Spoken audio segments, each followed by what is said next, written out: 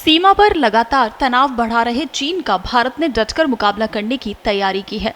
बिना किसी दबाव में आए चीन की हर पैंतरेबाजी को नाकाम बनाया जाएगा। सेना को सीमा पर चल रहे निर्माण कार्य को जारी रखने का निर्देश दिया गया है। भारत और चीन के वास्तविक नियंत्रण रेखा पर चीनी सैनिकों की बढ़ती गतिविधियों के बीच प्रधानमंत्री नरेंद्र मोदी ने मंगलवार को देश के शीर्ष सैन्य नेतृत्व के साथ पूरे हालात की समीक्षा की।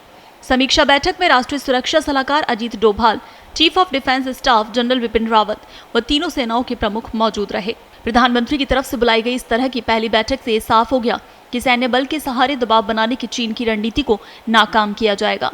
साथ ही इससे ये भी पता चलता है कि दोनों देशों के राजनीतिक नेतृत्व की तरफ से मौजूदा तनाव पर अभी कोई टिप्पणी नहीं किए जाने के बावजूद सीमा पर हालात बिगड़ रहे हैं। प्रधानमंत्री मोदी के साथ हुई समीक्षा बैठक में रक्षा मंत्री राजनाथ सिंह, राष्ट्रीय सुरक्षा सलाहकार Ajit Doval, chief of defence staff general Vipin Rawat, सेना प्रमुख मनोज मुकुंद नरवाने, वायुसेना प्रमुख air chief marshal RKS Bhadauria और नौसेना प्रमुख एडमिरल करमबीर सिंह शामिल हुए। लद्दाख सीमा पर भारत और चीन के सैनिकों के एक दूसरे के वास्तविक नियंत्रण रेखा पर चीनी सैनिकों की बड़ी उपस्थिति के बीच भारत के लद्दाख क्षेत्र की गलवान घाटी पर चीनी दावे ने तनातनी में और इजाफा किया।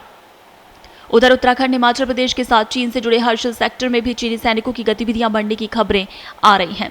हालांकि आधिकारिक तौर पर अभी इसकी पुष्टि नहीं की गई। वैसे भारत भी लगातार इस बात का संकेत दे रहा है कि वो पूरे मामले में पीछे हटने को तैयार नहीं है। भारतीय सैन्य सूत्रों ने स्पष्ट किया है कि चीन के ऐतराज के बावजूद सीमावर्ती क्षेत्रों में सड़कों और दूसरे निर्माण कार्य को जारी रखा जाएगा।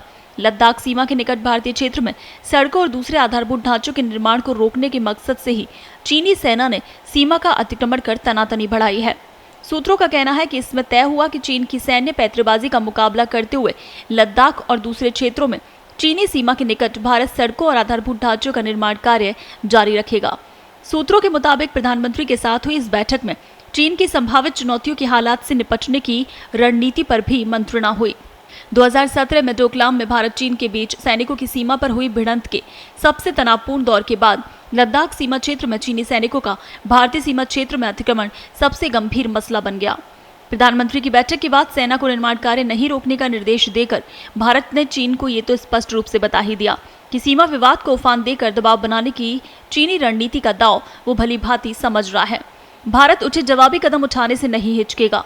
चीन ने भारत के निर्माण कार्यों में अड़ंगा लगाने की नीयत से ही लद्दाख क्षेत्र में सैन्य अतिक्रमण किया और भारतीय सेना, जो कि चीनी सैनिकों के साथ आमने सामने की स्थिति में पूरी मजबूती से डटी है। वहीं दूसरी तरफ चीन के राष्ट्रपति शी जिनपिंग ने अपने देश की सेना को युद्ध की तैयारी तेज करने और देश की संप्रभुता की रक्षा करने की बात कही है।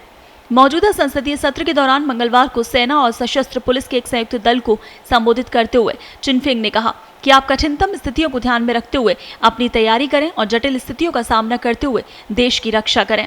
भारत चीन के बीच सीमा पर तनातनी के बीच जिनपिंग के इस संबोधन से तनाव और बढ़ने के आसार बन गए हैं। ब्यूरो रिपोर्ट, पत्रिका टीवी।